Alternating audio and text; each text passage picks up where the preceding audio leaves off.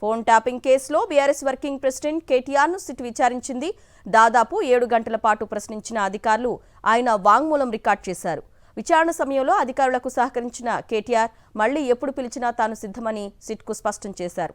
దీంతో phone tapping case విచారణ మున్ముందు మరిన్ని కీలక మలుపులు తీసుకోనున్నట్లు స్పష్టంగా అర్థమవుతోంది.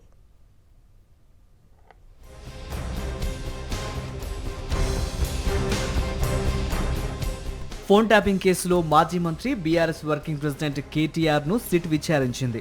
శుక్రవారం జూబ్లీహిల్స్ పోలీస్ స్టేషన్లో సుమారు 7 గంటల పాటు విచారణ కొనసాగింది. సిట్ విచారణ అనంతరం కేటీఆర్ నేరుగా తెలంగాణ భవన్ కు చేరుకున్నారు. పార్టీ నేతలతో కలిసి మీడియాతో సమావేశమయ్యారు.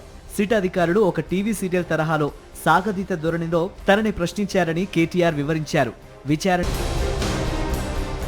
సింగరేణి టెండర్లలో ముఖ్యమంత్రి మంత్రుల మధ్య వాటాల పంచాయతీని హరీష్ రావు బయటపెట్టడంతోనే సిట్ను తెరపైకి తెచ్చారని కేటీఆర్ ఫైర్ అయ్యారు.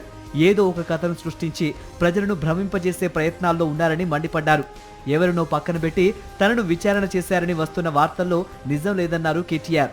సిట్ విచారణలో కేటీ రామారావు తప్ప ఇంకా ఏ రావు లేడని స్పష్టం చేశారు. సింగరేణి టెండర్లలో దొంగలు దొరికినరు, సింగరేణి టెండర్లలో ముఖ్యమంత్రి మంత్రుల మధ్యన వాటాల పంచాయతీలో దొంగలు దొరికినరు అని చెప్పి హరీష్ రావు గారు ప్రెస్ మీట్ పెట్టి ఆధారాలతో సహా ఇస్తానని చెప్తే కూడా ఇప్పటి వరకు ఉలుకులేదు పలుకులేదు. న్యాయం, ధర్మం, కాకి బుక్కు అందరికి ఒకటే తీరు ఉండాలి కదా. మీరు ఎన్నిసార్లు పిలిచినా వస్తాం, మీరు ఎన్ని ప్రశ్నలు అడిగినా ఆన్సర్ చెప్తాం. బాధ్యత గల నాయకులుగా చట్టాన్ని గౌరవించే పద్ధతుల్లో ముందుకు పోతాం. వాళ్ళు అడిగిన దానిలోనైతే ఏమీ లేదు. అడిగిన ప్రశ్నలనే మళ్లీ అడగడంతో పాటు సిట్ దర్యాప్తు చేస్తున్న కేసుకు అడిగిన ప్రశ్నలకు పొంతనలేదన్నారు కేటీఆర్. తాను వినియోగించిన ప్రత్యేక చార్టెడ్ ఫ్లైట్స్, టీఎస్ఐఐసి భూ కేటాయింపులు, బీఆర్ఎస్ సోషల్ మీడియా నిర్వాహకులు ఎవరు అంటూ సంబంధం లేని ప్రశ్నలు అడిగారని పేర్కొన్నారు. గత 2 ఏళ్లుగా ప్రభుత్వ అసమర్థత, పాలనా వైఫల్యాలు, అవినీతిని బీఆర్ఎస్ నాయకత్వం నిత్యం ఎండగడుతుండటంతో ప్రజల దృష్టిని మరల్చేందుకే రేవంత్ పోలీసు వ్యవస్థను వాడుకుంటున్నారని స్పష్టంగా అర్థమవుతోందన్నారు. వాళ్ళ దగ్గర కేసు కూడా ఏం లేదు. ఏదో ఇష్టం వచ్చినట్టుగా ప్రశ్నలు అడిగిందే అడగడం, తిప్పి అడగడం, ఒక రకమైన హరాస్మెంట్ తప్ప ఏమి కూడా లేదు. కలిసి కూర్చోబెట్టి నన్ను విచారించినట్ట పురుగు కూడా లేడు. ఆ పోలీసు వాళ్ళు నేను తప్ప ఆడేవాడు లేడు. అక్కడ తారక రామారావు తప్ప ఏ రావు లేడు. నేను ఒక్కనే ఉన్నా. సిట్ విచారణకు భయపడేదే లేదన్నారు కేటీఆర్.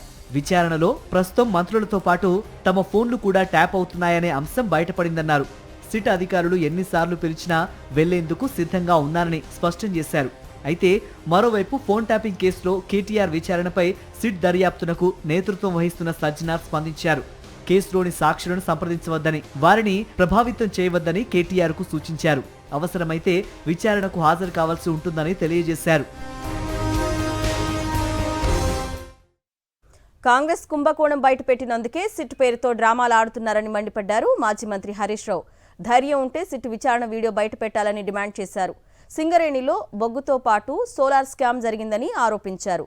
మొత్తం 127 మెగావాట్ల సోలార్ స్కామ్ జరిగిందన్నారు మాజీ మంత్రి హరీష్ రావు. అసలు విషయం అంతా ఎక్కడి నుంచి స్టార్ట్ అయింది? రేవంత్ రెడ్డి గారి బావమరిది సృజన్ రెడ్డి గారు చేసిన భూ కుంభకోణాన్ని ఆధారాలతో సహా బయట పెడితే ఈ ప్రభుత్వానికి కంటి మీద కునుకు లేకుండా అయిపోయింది. సింగరేణి సృజన్ గని అనేది నేటి రేవంత్ మాట. నాడేమో తెలంగాణ సిరుల గని సింగరేణి అయితే నేడేమో సింగరేణి సృజన్ గని. ఇది రేవంత్ మాట, రేవంత్ పాలన. ఇది ఇలా ముఖ్యమంత్రి గారు మంత్రుల మధ్య జరిగిన ఈ కుంభకోణాన్ని మేము బయట పెట్టినాం. ఇది ఏమైపోయిందంటే మొత్తం ఈ వాటాల పంచాయతీ కాంగ్రెస్ పార్టీకి ఉరితాడుగా మారింది. గండం గట్టెక్కేందుకే, ప్రజల దృష్టి మరల్చేందుకే బీజేపీతో కుమ్మక్కై రేవంత్ రెడ్డి ఈ సిట్ల డ్రామా ఆడుతూ ఉన్నాడు. ఆర్ఎస్ ప్రవీణ్ కుమార్ కు సిట్ చీఫ్ సజ్జనార్ నోటీసులు జారీ చేశారు. సజ్జనార్పై 7 కేసులున్నాయని ఆర్ఎస్ ప్రవీణ్ కుమార్ ఆరోపణలు చేయడంతో ఆధారాలు ఇవ్వాలని డిమాండ్ చేశారు. ఎలాంటి ఆధారాలు, వివరాలు లేకుండా అసత్యాలతో తన పరువుకు భంగం కలిగించేలా వ్యాఖ్యలు చేశారని పేర్కొన్నారు సజ్జనార్.